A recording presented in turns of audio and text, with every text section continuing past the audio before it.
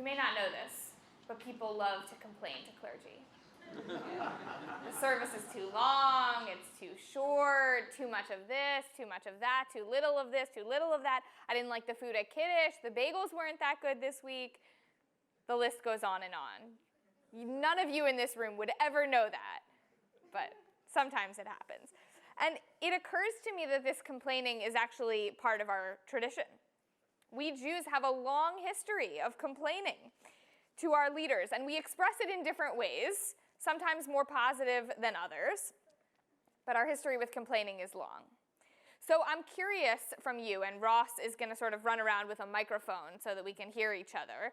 I want to know if you can think of any examples in the Torah, not the ones you've sent me by email, but the examples in the Torah of complaining. So think of all the stories you know. When are moments when the Israelite people have complained? We have a hand over here. Ross, could you bring a microphone?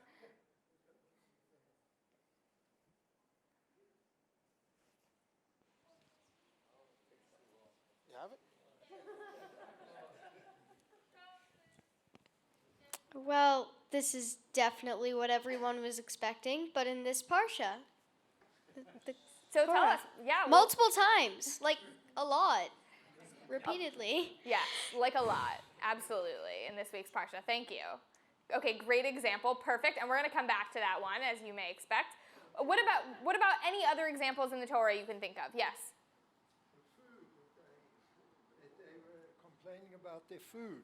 Correct. Complaining about food. So when you all complain about the bagels, it's really in a long line of tradition there. Good. Okay. What else?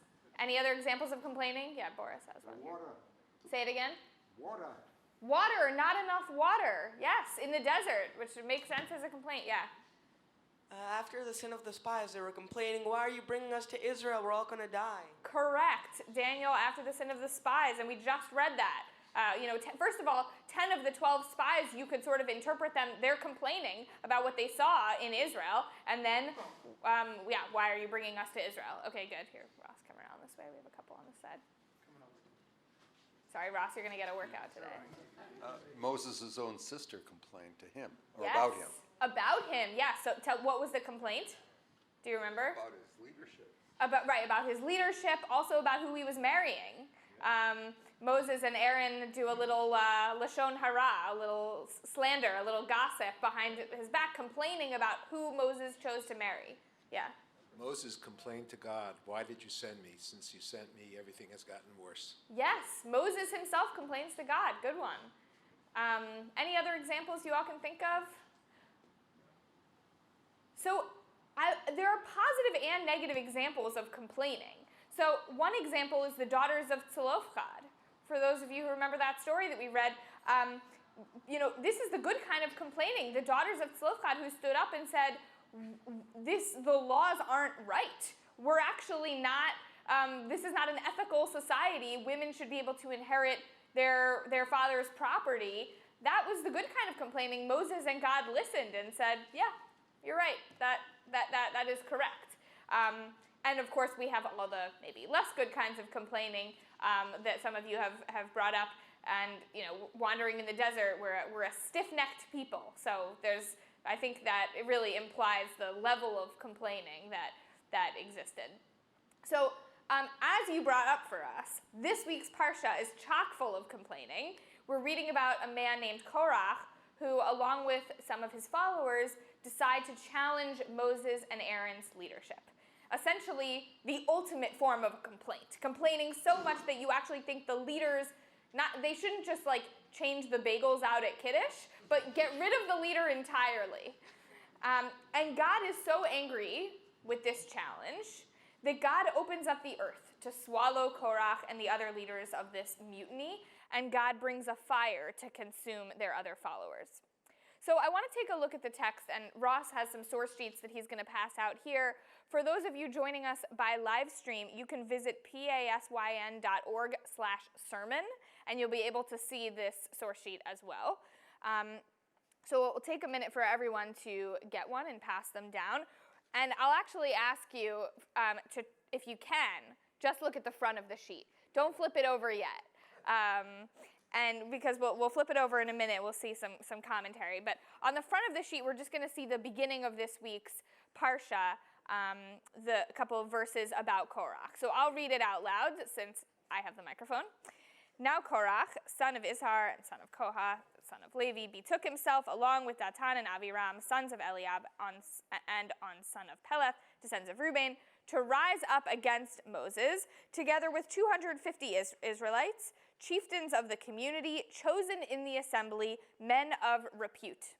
They combined against Moses and Aaron and said to them, "You have gone too far, for all the community are holy, all of them, and God is in their midst. Why then do you raise yourself above God's congregation?" So, looking at this text, what went wrong here? Are we just not allowed to complain, period? Jewish people are not allowed to complain? Or is there something about the way that Korach and his followers complained that was the wrong way? Looking at these couple of verses here, what do you think? What went wrong here? And anything else you know about the continuation of the Korach story is fair game too, of course.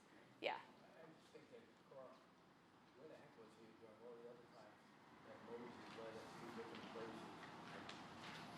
That God picked them to do this, and all of a sudden he's complaining, who are you to do this? So talk to God, Great. And where was it? Okay, I'm going to repeat so everyone can hear and hear on live stream as well. Where were you, Korach, when we left Egypt? And this community has been on a journey already, and Moses has been leading the community, and you can't just step in all of a sudden and declare yourself a better leader than the person who has already put in the work. Is that? Well, there's also, he was selected the Mishkan and everything else. Moses was related by God. Right, Moses, and, yes. And was Korach, there? Right. Yeah, so. Moses was selected by God, absolutely. Okay, good.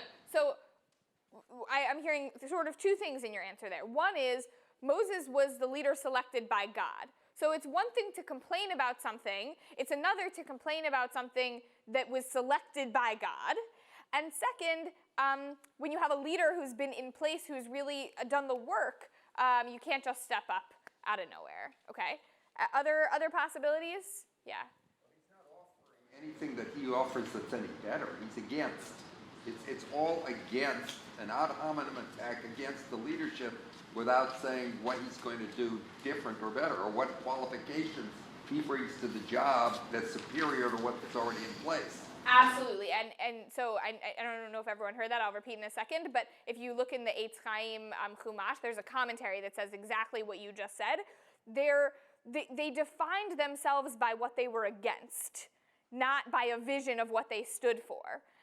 And that's not the correct model of leadership. If you're going to complain, you have to have something you are for, not just something you are against.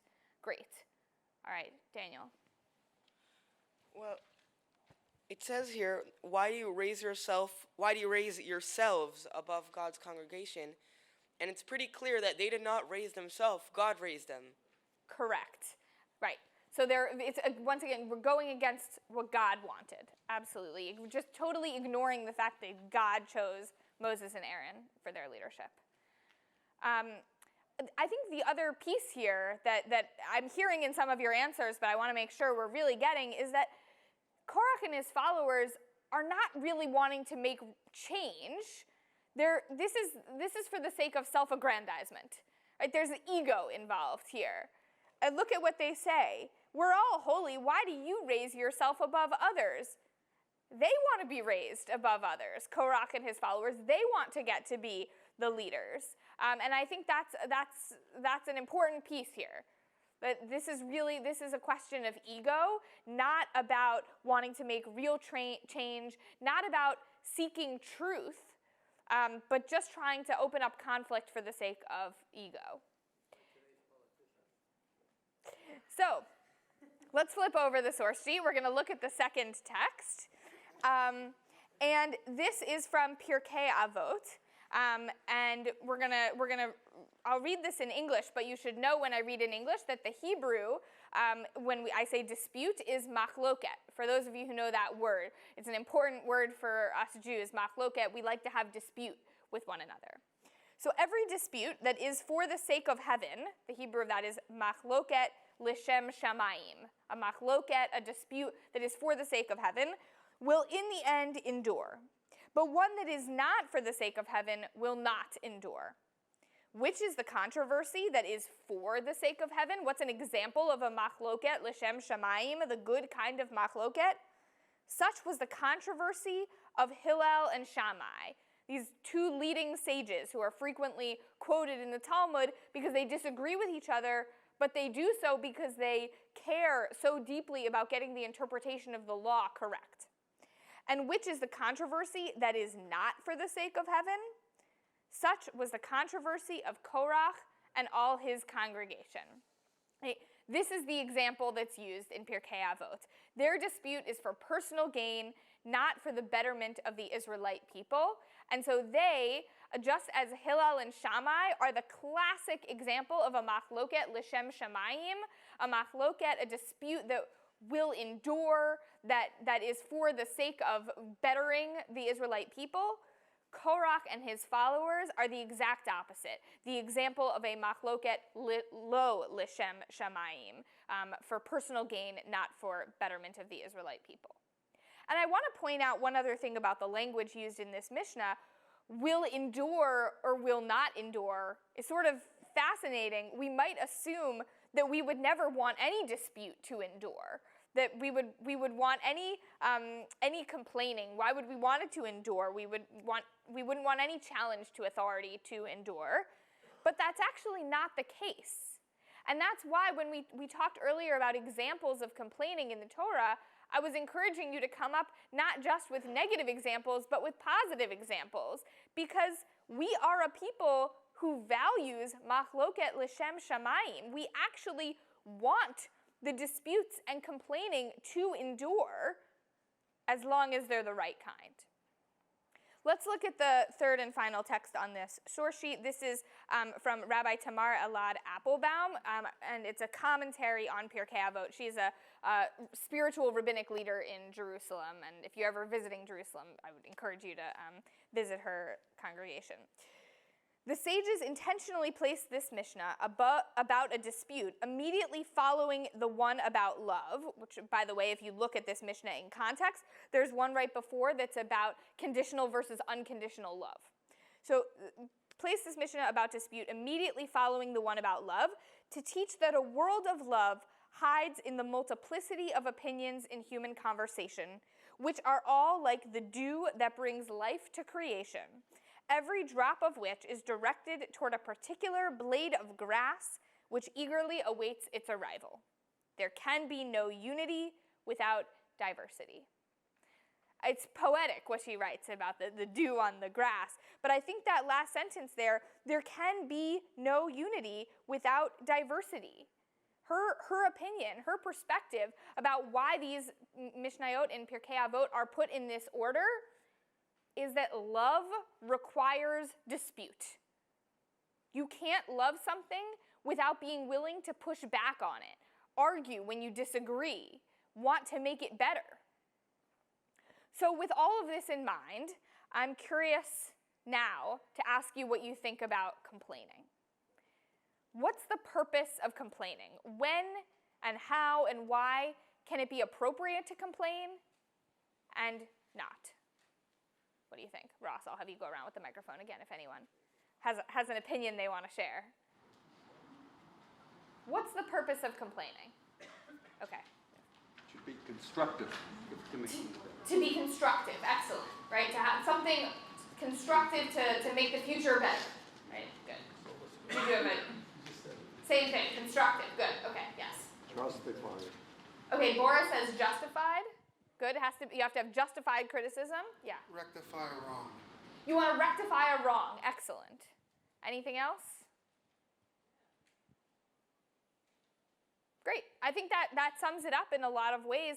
I appreciate Rabbi Elad Applebaum's connection of love to complaining, because to me, yes, you want to rectify a wrong. Yes, you want it to be constructive. Yes, you want it to be justified.